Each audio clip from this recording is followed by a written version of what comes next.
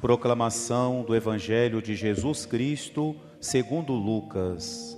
Glória a vós, Senhor. Naquele tempo, veio Jesus à cidade de Nazaré, onde se tinha criado. Conforme seu costume, entrou na sinagoga no sábado e levantou-se para fazer a leitura. Deram-lhe o livro do profeta Isaías. Abrindo o livro, Jesus achou a passagem em que está escrito: O Espírito do Senhor está sobre mim, porque Ele me consagrou com a unção para anunciar a boa nova aos pobres. Enviou-me para proclamar a libertação aos cativos e aos cegos a recuperação da vista, para libertar os oprimidos e para proclamar um ano da graça do Senhor. Depois fechou o livro, entregou-o ao ajudante e sentou-se. Todos que estavam na sinagoga tinham os olhos fixos nele. Então começou a dizer-lhes: Hoje se cumpriu essa passagem da Escritura que acabastes de ouvir. Todos davam testemunho a seu respeito, admirados com as palavras cheias de encanto que saíam de sua boca. E diziam: Não é este o filho de José? Jesus, porém, disse: Sem dúvida vós me repetireis o provérbio: Médico, cura-te a ti mesmo. Faze também aqui em tua terra tudo o que ouvimos dizer que fizeste em Cafarnaum. E acrescentou: Em verdade eu vos digo que nenhum profeta é bem recebido em sua pátria. De fato eu vos digo, no tempo do profeta Elias, quando não choveu durante 3 anos e 6 meses, e houve grande fome em toda a região, havia muitas viúvas em Israel. No entanto, a nenhuma delas foi enviado Elias, senão a uma viúva que vivia em Sarepta, na Sidônia. E no tempo do profeta Eliseu, havia muitos leprosos em Israel. Contudo, nenhum deles foi curado, mas sim Naamã, o sírio. Quando ouviram essas palavras de Jesus, todos da sinagoga ficaram furiosos. Levantaram-se e o expulsaram da cidade. Levaram-no até o alto do monte, sobre o qual a cidade estava construída, com a intenção de lançá-lo no precipício. Jesus, porém, passando pelo meio deles, continuou o seu caminho. Palavra da salvação. Glória a vós, Senhor. Meus queridos irmãos e irmãs, queridos ouvintes da nossa Rádio Diocesana, hoje na primeira leitura, lendo a carta de São Paulo aos Tessalonicenses, São Paulo nos fala da esperança cristã. Ele nos diz que nós não devemos permanecer na incerteza a respeito dos mortos e na tristeza, como aqueles que não têm esperança.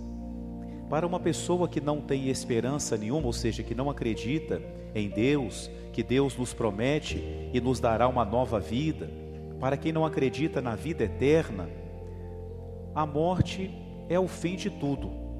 É a pior coisa que pode acontecer, porque não há nada mais depois. Realmente, ao sepultar alguém que nós amamos, seria dizer: nunca mais eu vou te ver, nunca mais eu vou estar com você, eu te perdi para sempre. Mas isso para quem não tem esperança, para quem não tem fé. Para nós que cremos em Jesus, como São Paulo disse, Jesus morreu e ressuscitou, e essa é a nossa fé. De modo semelhante, Deus trará de volta com Cristo os que através dele entraram no sono da morte. Aí muda tudo. Se existe uma outra vida, se a própria palavra de Deus está empenhada em que Ele vai um dia tirar do sono da morte aqueles que já partiram, então nós não temos motivos, claro, sentimos, choramos, mas não podemos mergulhar numa tristeza como se a morte fosse o fim de tudo.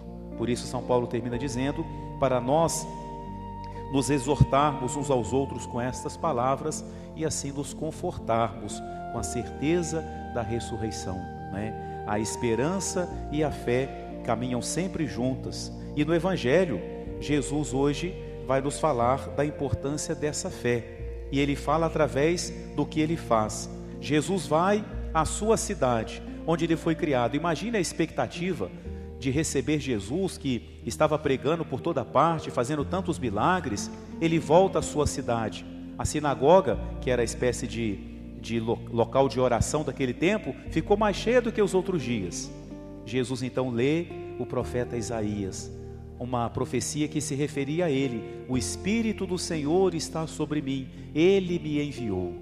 Entre outras coisas, entre as muitas coisas que Jesus vai dizendo, ele diz: ele me enviou para proclamar o ano da graça do Senhor.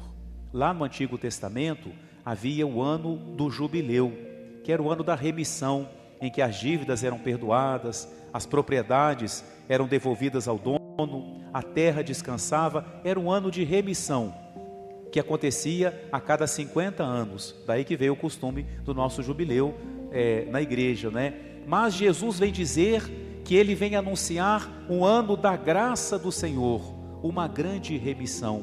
Que ano é esse? É um ano que não acaba. O ano da graça do Senhor começou com a vinda de Jesus, com a sua chegada, e vai perdurar até a sua segunda vinda, até a sua volta. Ou seja, nós somos privilegiados, nós vivemos no tempo da graça do Senhor. Jesus disse: hoje se cumpriu essa palavra da Escritura. Hoje é o ano da graça do Senhor. Hoje a graça de Deus bate ao nosso coração. Não foi ontem, nem será amanhã, é hoje. Que nós abramos o coração para a graça de Deus. Para os moradores de Nazaré, essa graça não encontrou um coração aberto, porque eles começaram a olhar para Jesus e começaram a querer entender Jesus pelos próprios critérios. Eles diziam: ele não pode fazer isso que ele faz, não.